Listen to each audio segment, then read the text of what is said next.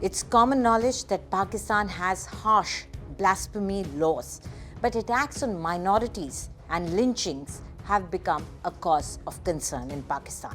At least 5 churches were vandalized in Pakistan's Faisalabad district on Thursday, that is 17th of August, over an alleged incident of blasphemy. Videos circulating on social media showed mobs of hundreds getting into places of worship, destroying properties, and some even climbing atop and kicking the Holy Cross.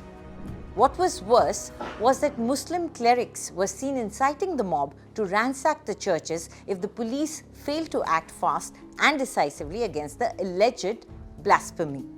But how do laws in Pakistan, an Islamic republic, deal with charges of blasphemy, and what are the punishments? How might the Shias be persecuted after Pakistan made the blasphemy laws stricter in January this year? After the Ahmadiyya community, which was the target of earlier blasphemy laws, Shias might also face persecution in Sunni-majority Pakistan. The attack on the churches took place in Faisalabad's Jaranwala after a Christian man who worked as a cleaner allegedly made derogatory remarks against the Quran. According to the Pakistan newspaper The Dawn, the violence was triggered after locals alleged that several desecrated pages of the Holy Quran had been found near a house where 2 Christian men lived. The mob demolished their houses, vandalized churches and other Christian settlements in that area. The district administration has imposed Section 144 prohibiting all kinds of assembly for a week now. But first, let's take a look at the lynchings that have happened in Pakistan over this blasphemy law in Pakistan. Attacks on the minority population over allegations of blasphemy are nothing new in Pakistan, where Muslims make up 96% of the population. Those accused of blasphemy, which means insulting Islam, have met horrific ends. On August 7th, a teacher who was accused of blasphemy by his students in Turbat was shot dead. In February, in Nankana, a man accused of desecrating the Holy Quran was dragged out of the police station by a mob and beaten to death. In December 2021, a Sri Lankan man accused of blasphemy was lynched publicly. The lynching of this 48-year-old Sri Lankan man sparked condemnation globally. Videos showed an angry crowd in Sialkot dragging this man out of his workplace, beating him to death and setting his body on fire. People in the mob were seen clicking selfies with his body. This Sri Lankan man was also accused of blasphemy. Then Pakistan Prime Minister Imran Khan had criticized the brutal killing of the factory manager as a day of shame. In April last year, 6 people were also sentenced to death over this killing. But it's obvious that extrajudicial killings over blasphemy are rampant in Pakistan. Since 1990, more than 70 people have been lynched by mobs and vigilantes over allegations of insulting Islam. Now let's try and understand the blasphemy laws in Pakistan. Pakistan has the second strictest blasphemy laws after Iran, according to the United States Commission on International Religious Freedom. Blasphemy is punishable by death in Pakistan and 5 other countries, including Iran, Afghanistan, Brunei, Mauritania, and Saudi Arabia. The most severe punishment for blasphemy in a non-Islamic country is in Italy, which jails offenders for 2 years. Blasphemy laws, though rarely used, were also in place in various European countries until some years ago. Denmark, Ireland, and Malta repealed those laws recently. About 1,500 people have been charged with blasphemy in Pakistan in the last 3 decades. No state executions have taken place, but extrajudicial lynchings, killings of the accused is very common. Over and above the blasphemy laws, Pakistan and other Islamic countries also have laws to deal with those who leave Islam. It's called apostasy. Now, offences relating to religion were first codified by India's British rulers in 1860 and were expanded in 1927. Pakistan inherited these laws when it came into existence after partition of India in 1947.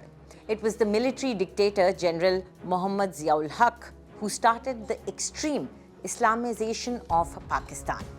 Ziaul Haq ruled Pakistan from 1977 until his death in 1988, and his reign saw the introduction of very harsh blasphemy laws. Let's take a look at these laws. Firstly, Section 295B. This was added in 1982 under Ziaul Haq's campaign. This section specifically addresses the defiling of the Holy Quran. Whoever willfully defiles, damages or desecrates a copy of the Quran or an extract is subject to life imprisonment. Another section is 295C, also a product of Ziaul Haq's era, added in 1986. This is the most controversial provision. It criminalizes the use of derogatory remarks spoken, written, or by visible representation or even innuendos about the Prophet Muhammad. The punishment for this violation is a mandatory death penalty or life imprisonment. In 1991, the Federal Sharia Court made it mandatory death sentence. Another section is 298A. It was introduced in 1980, and this provision specifically criminalizes the use of derogatory remarks about holy personages in Islam other than Prophet Muhammad. The punishment is up to 3 years in prison. Two other sections are 298B and 298C. These sections were added in 1984 and primarily target the Ahmadiyya community, a minority sect considered non-Muslim by the Pakistani constitution. Section 298B criminalizes the misuse of epithets, descriptions and titles reserved for certain holy personages or places by Ahmadiyyas. Section 298C prohibits Ahmadiyyas from referring to their faith as Islam, or to preach or propagate their faith, or to invite others to accept the Ahmadi faith. Violation can lead up to 3 years in prison and a fine. The blasphemy laws, especially sections like 295C, have been criticized for being vaguely worded, which can lead to misuse.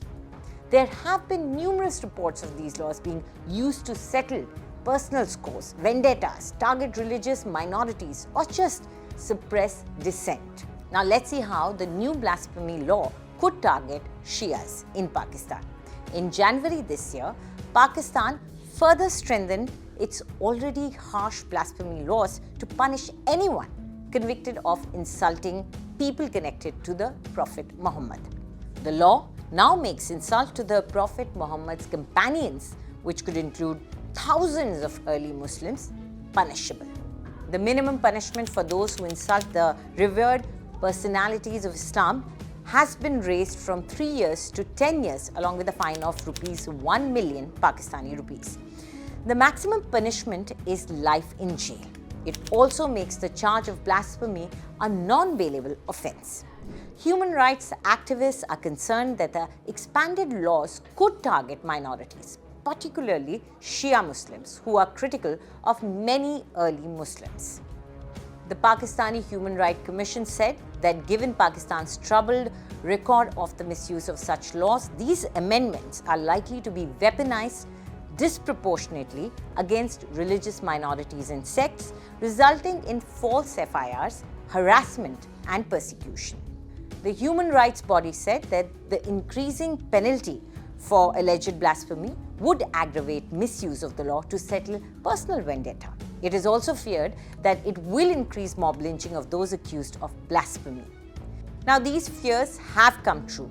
The recent lynchings and the attacks on churches in Faisalabad show how mobs are out to punish, and the Pakistan government remains blind to mob justice. Do tell us what you think about this video in the comments section, and for more news updates, subscribe to India Today.